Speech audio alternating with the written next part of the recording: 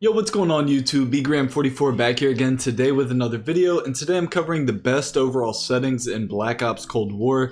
I do think these settings are going to benefit you, and if you watch this entire video, I break down some of these settings that people might not agree with, and it kind of explain my reasoning on why I use those. If you're new to this channel, smash that subscribe button. I upload 2 videos a day, Call of Duty only.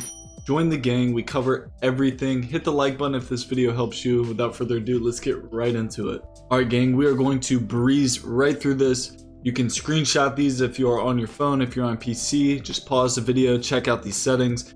For my sensitivity, I play at a 7. If you think that's a little high, you can go down to a 6, but I think 7's a good medium ground for it, especially with how the weapons move and everything and the balance. I like keeping that a little high. And for my low zoom and high zoom ADS stick sensitivity, I keep those at a 1. You can tinker with those if you like, but I really like keeping those at stock just because Warzone has those and Modern Warfare has those. So when this game really integrates, we are definitely going to want to keep those around the same. Button layout, I play tactical. I play on a scuff, so I use my paddles and I slide with my right stick.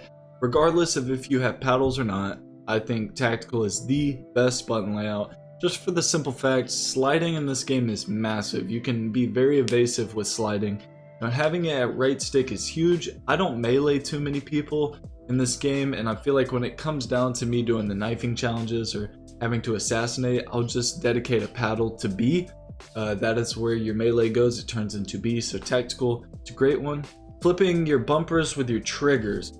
That makes your bumpers shoot and your triggers use equipment. Some people might enjoy this. I've trigger stops, so I'm keeping this at default. But if you don't have trigger stops, this might be a good option for you. Just for the simple fact, you can press your bumper way faster than you can press your trigger for a rapid fire gun when you're using something semi-auto.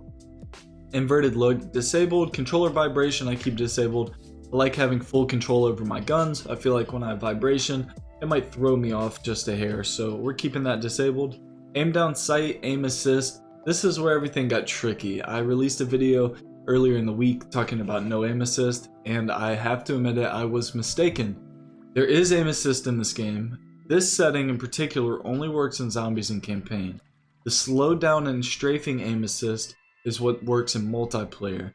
Now the problem is a lot of people feel like there is no aim assist, me included. And that was because of how strong the aim assist was. It actually pulled your sight away from the target. So if you were aiming at someone and someone else ran by, it would pick up on the person running and leave you in the dirt on the person you were shooting at, which would take you off target. So they will absolutely have to fix that. I expect a fix on this with the first update that we should be expecting hopefully next Tuesday. Airborne mantle behavior I'm going to leave automatic. All of these settings are really just kind of personal preference. Aim down sight behavior, that's going to be hold, and steady aim, that's clicking your left stick in. I definitely leave that on hold. Toggle just seems like too much to deal with. Armor behavior, I like the apply all. Of course, that's what I did in Warzone because you can always cancel the animation by double tapping Y. So we're leaving that at apply all. Stick layout is going to be default for me. Dead zone settings, that's what these left and right stick input thresholds are. These are the default settings, 13 and 99. I don't have any stick drift. If I did, I would play with these numbers until I got to a point where I feel like stick drift was not affecting me anymore. So if you do have an older controller, you have stick drift, it's bugging the crap out of you, and you don't have the means to get another controller right now, toy around with these settings. You're going to find one you like that'll work with that controller. I highly recommend that. Auto move forward, that's disabled, and auto sprint's disabled as well. Sprint behavior is toggle for me. I don't like the hold, so we're just gonna leave that at toggle. Sprint cancels reload. That's huge. If you have that enabled, disable that. If you need to be evasive, you need to get away, you're reloading, you need to sprint, your character might stop the animation, but if you hit reload right after you get done sprinting, it's gonna be a tad bit quicker. You're gonna be ahead of the ball a little bit. So go ahead and disable that. Parachute auto deployed, that's disabled for me if you have it enabled, which some people might want it enabled when Warzone comes out. I'm gonna go ahead and keep it disabled. I like being as close to the ground as I possibly can so I can deploy my chute, so I can beat people to the ground, get to the objective, get to the guns, whatever I need to do, I can always beat whoever's flying next to me to that objective, having that disabled. Equipment behavior, that's going to be hold for me, and interact, I have this on tap to reload. Eventually, I'm probably going to prioritize interact. That's going to be your contextual tab, but that's going to be closer to when Warzone's popping off. As for my graphics, I play a 96 field of view. If I ever go higher, the highest I'll go is 105. Playing at 120 is a little much, but 96 is a great medium, especially if you've been playing console your whole life. You've always played 80. Bump it up to 96. It just gives you more view. It feels great, and it doesn't feel distorted. When you're at 120, it feels crazy. So 96 is a good number. Also use ADS field of view at affected. Now what this means is when I aim down sights with affected, it's only going to zoom in what the weapon's normal zoom's going to be. If I switch this to independent, this is going to zoom all the way in as if I was back at 80. The standard field of view. I don't like that personally. I like being able to see other targets while I'm shooting at one, so I leave that at affected. Brightness, that's a 50 for me. That's all based on your TV, your monitor, whatever you play on. Split screen, horizontal, and motion blur disabled. Make sure you disable motion blur. Chalk it. It might look pretty, but it's gonna get you killed, especially if people are at a distance. You're gonna have a hard time finding those people. As for ray tracing at 120 Hz, me personally, I disabled ray tracing. I like playing at 120 Hz. The biggest thing about next-gen consoles, being on the new Xbox, whether you're on Xbox, PS5, PC, if you can run this game past 120 frames, if you can get up to those numbers, you're going to want to do that. It makes the game very smooth and it gives you an advantage, it gives you an edge. So definitely keep your refresh rate over ray tracing. That's performance over graphics. Now you see my videos, the graphics are fine. Ray tracing adds a little more, but it's a little choppy. So for now, ray tracing's off, 120 Hz, that's in. As for my audio, sound's not muted. The only big volume I turn off is going to be my music volume. I keep that turned off. Audio presets, I keep it at high boost. This is going to be the same as Modern Warfare's boost high. High boost is great, especially with these Astro 840s I wear. In my mix amp, I can really customize how high boost sounds on this mix amp.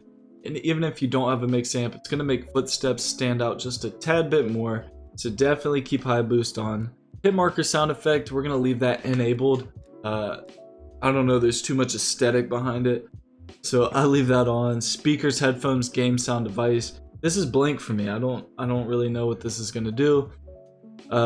It's acting like I don't have a device to choose from, so be it. Voice chat, those are all preference. We're going to leave those there. Interface, subtitles. What's cool about this game is I know a lot of people like subtitles. Me personally, I don't like them. It is what it is. But if you do like them, you can adjust the size of them and you can adjust how the opacity is on them. If you want them more see-through, if you don't want them to be as bold and blocky, or if you want them to be more bold, you can turn that opacity up. Crosshairs shown. I'm going to actually turn off my webcam here so you can see. On the picture on the right with your crosshairs shown, it shows your hipfire crosshairs. And then on your hit marker visuals, that's just going to show your white hit markers, leave that shown. Damage based hit markers are going to be your red hit markers. Ally health bars, that shows your teammates' health. What's good about that is if you're not playing in a party, you're playing by yourself, you're holding down an area with someone, you can see what their health is at to know if they're getting pressed in, if they're about to die, so you can cover your own back. Another thing is going to be enemy health bars. I leave those shown, and I like having player names on. Player names on is almost like retaliation.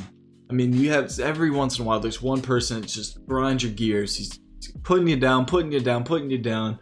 I like having that name tag on, so when I see that boy, putting him in the dirt, catching that dub, right? Leave those on. It's definitely worth it because you are going to feel so accomplished when that person who keeps pooping on you gets schwacked, alright? So we're going to leave that on. Let's see. Everything else is going to be zombies except for compass. I'm going to leave compass on just for the simple fact when Warzone comes out, I want to be adjusted for the compass for this game. Floating damage numbers. If you are having FPS loss on PC, on an older Xbox, go ahead and turn off the floating damage numbers. You don't need those, and they really do cause a lot of FPS lag, especially when you got a big horde of zombies. I'm going to go ahead and turn that off, but for me personally, my game runs it, so I'm going to go with it. Zombie names and health bars. I think it's kind of funny zombies have names in this game. And health bars, it's nice, especially when you're fighting the bigger zombies, as I call them, the Megatrons. I'm gonna leave those on so I know if they're about to die. In-game alerts, this is gonna be if you're lagging, it's gonna let you know on the screen. That's crucial. Input device logins, I leave that hidden. That just lets you know when you're fighting someone, if they're on PC, if they're on console, PlayStation, Xbox, whatever. That's gonna tell you that. I could care less. Everybody gets work around here. And then mouse tooltips, I leave those shown. Now, keyboard and mouse, I don't use. Those are really all my settings.